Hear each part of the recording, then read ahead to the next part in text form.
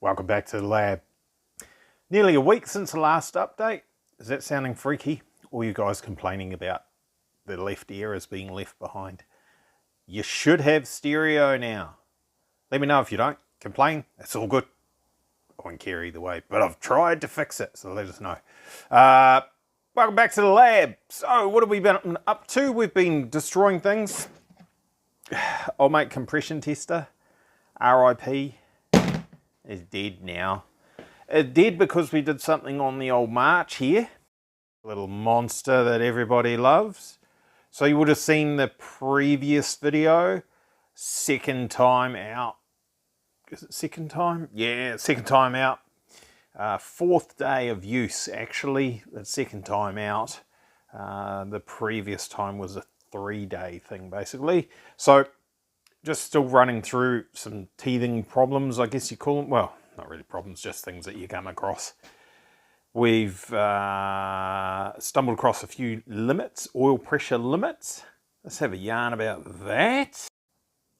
In front of us here, we've got the old trusty old laptop, and these are some log files from the previous weekend. This is from the first session when overall temperatures weren't too bad.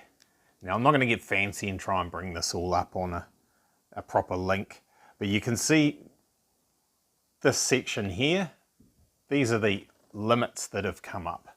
Oil pressure limits and rev limit. And if we zoom out like that a little bit, we can see this one here is our engine speed. You can see when it's getting right up the top. When it's hanging there for a very long time like that, that's the main straight. So this is TPS, that one there, manifold pressure. So TPS, wide open, throttle position sensor, right? It's wide open for a very, very long time because we're on the main straight. You see what happens to the manifold pressure. You can zoom in on that a little bit further, actually. I'll come over here so you can see it better. You can see what happens to the manifold pressure when the limits kick in.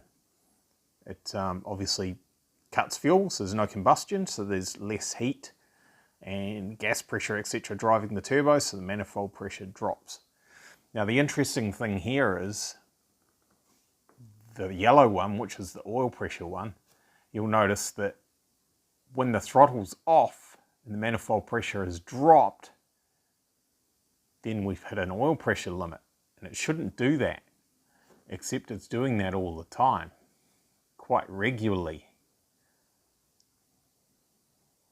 So I went back and I had a look at some things and stumbled across a little bit of human error. This is our chart for our oil pressure. So we have oil pressure on this axis, we have manifold pressure on that axis. I prefer to do it with RPM, actually. Oil pressure, RPM. It's an easier way to do it. Oil pressure is a function of RPM, essentially. The faster the engine's going, the higher the oil pressure should be. It was suggested that it's better to do it via manifold pressure, and I can see the logic there, and that you can have a higher revving engine with less load on it. Therefore, you could have less oil pressure and it wouldn't be a problem. But it makes it difficult to set the chart up. It's not simple. And those of you who've paused perhaps and looked at the screen, you may have seen what's going on here. Human error. The chart's actually inverted. So we've got, say you had very low oil pressure, 70 kPa, 75, and full vacuum. So right off the throttle, it'll be limiting the engine to 4,700 RPM. Whereas you come up here with higher manifold pressure, so higher boost, higher load on the engine, still at the same oil pressure, and it was allowing higher revs. So that was a bit of a whoopsie. So I've corrected that, and I've corrected that by swapping it back to what I prefer, which is the oil pressure versus revs. Let's see if I can find that one very quickly. I don't know what I've called it anymore. It's probably just called fixed. Let's have a look and see what comes up there. Oh no, that's the wrong one. Fail. I said fail, but actually this is the one where I've corrected the chart. So this chart would work correctly now, except it's still based on manifold pressure, which I don't like. So let's find the one that's on RPM. Funnily enough, the file was called oil pressure versus RPM. So you can see now what you do is you have engine speed and this row here, axes, and the oil pressure on that one.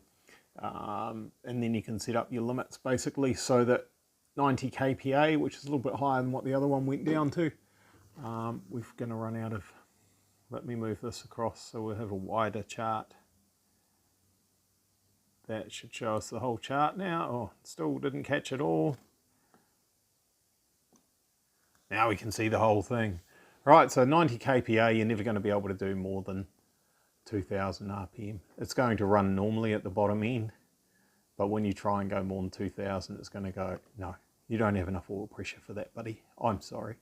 120 kPa, obviously you can take that through to 2,500.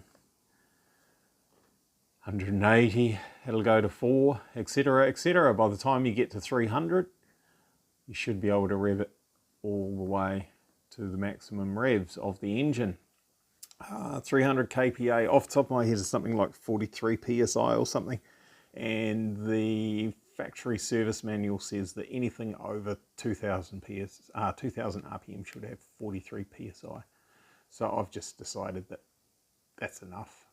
That should be fine for even 8 grand. We'll look into that and see if I need to change that. We'll follow the logs and see where everything is with some thicker oil in it. This has been running, we'll close this now. This has just been running with 5W30 in it, so we've ditched that and we're going to put 15W50 race engine oil in it, proper oil. At the moment it just has the residue that I've drained it all out and it's just running in oil. And people will say I shouldn't have been beating on it with running in oil, but it's fine. Here's the oil filter cut open. Yeah, there's a few little flakes in here and there, but they're not particularly big bits of metal that are in there. So I'm totally fine with that. This was actually cut open with an angle grinder, so some of what we see in there is going to be the flakes that have come away. You wouldn't normally cut it with an angle grinder, but I do, and I know to expect some metal from there and what that metal looks like. You can buy proper oil filter openers. They're a couple $100, and they're basically a can opener type arrangement with a cutty wheel that cuts that and opens it up for you. So all the filters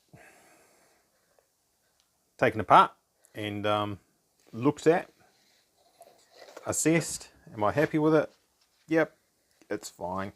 I know a lot of people would actually tear a motor down if they saw that in there. They'd be like, oh no, panic stations, and pull it to pieces. And those people have been known to go through that process several times, trying to get an engine that has absolutely no contamination at all after a fresh rebuild, and that's a tall ask of any builder. It always generates metal. And I can show you why. On a microscopic scale inside your motor, all the surfaces look like this. That's like blimmin' 1/100,000th of an inch between here and here, you know, on a tiny scale. And all the other surfaces, they look like that as well. And you're supposed to have oil between here, and they're not supposed to ever touch. But as you can see, as I've drawn there, bits and bobs, they do. They touch against each other every now and then. Piston rings where the hone marks, the top of the hone marks off on the bores, make them more like this instead of this. Now you can't see. Is that some teeth? That's some teeth. That's a big mouth, eyes. That's some sort of monster again, isn't it? So when you're wearing in your engine and you're taking off all these bits like this, bedding in your piston rings, etc., then all those bits have got to go somewhere, and they go in the oil, and they go in your filter, and then you see what we see on the filter over there on the bench. Now I told you old mate here is dead. Our compression tester that we've had for years and years gave up the ghost, and it did that while I was doing, obviously, a compression test on this. And I was doing a compression test on this, not because there was anything wrong. Is it a bit dark in there? It is, never mind. There isn't anything wrong with this, but to get the oil out of the motor, you've got to take the under tray off and take the sump off. Or you can pop the filter off, which is just under here, under the car down there. You can pop the filter off, put a tray underneath it, and crank the engine over. Now, ideally, you don't want to do that because there's no oil pressure. But if you take all the spark plugs out, there's also no load on anything. It'll just go round and round and round, and it'll just pump all the oil out of the engine. Cunning trick, right? Before I did that, I did a compression test on it while we're at it. So I was taking spark plugs out to do that. And I thought, while I'm there, let's have a look at the spark plugs, which are all great. And let's do a compression test while we're at it. So we got as far as number 5 and the compression tester gave up. But 1, 2, 3 and 4 were great. I have no reason to believe 5 and 6 won't be. So everything is looking pretty happy at this point in time. That's that. A trip to our mates at Repco tomorrow, and we'll get some 15W50 race full synthetic whizzy oil to put in it and a new filter. And I believe, subject to weather probably, and COVID stuff and things, we'll be at Pukekohe on the 17th to establish whether we've got all our oil pressure settings correct, all the warnings, and I've shifted the other limits that you saw in that chart that were the white ones. They were RPM by gear limits. Now the Link ECU's got a soft cut that kicks in 200 RPM earlier than the hard cut, and so I'd set based on the hard cut. So the soft cut was coming in too early, so we were rev limiting at somewhere around about 7,400 RPM, which was about 245k an hour for a fun day. That's fine. For a race day, we'd probably want to take it a little bit higher than that, 255 maybe, so which is knocking on 260 k's an hour, which is plenty fast enough for a K12 March. We've just got to bear in mind that that is quite high RPM for standard oil pump gears in a VQ35DE. I have been warned that they will actually expire at some point in time if you do run revs like that. So that's something that might pop up in the future, and if it does, it does. It'll hopefully just damage the oil pump, and the safety settings in the ECU will shut the engine down pretty much, and we'll know what's going on. Filter should capture any debris. There usually isn't. The gears just split and they just stop turning, and that's the end of that. And then we'll be up for a pull the engine down, check it's all good, and probably new set of bearings and new oil pump, and clean all the oil galleries and stuff. And if it's done properly, we won't have to take heads off if it's done properly and carefully. So we'll come across that if we do. We'll cross that bridge when we get to it. Is that the saying? All right, that's us. That's where we're at. There is a box of stuff. I've already shown you. Hold fire. Couple of boxes of stuff. 3 boxes of stuff. In the boxes of stuff are things to rebuild our VG30DE. So we've got our gaskets have arrived thanks to Z1 Motorsports. Some Cometic gaskets. There's a bunch of OEM parts in the big box down the bottom there. And we will crack on with that when I've finished something else that's happening in the shop, which is all hush hush secret squirrel. Won't be showing you guys, unfortunately. That's us. Have a good rest of the weekend. All right, cheers, bye.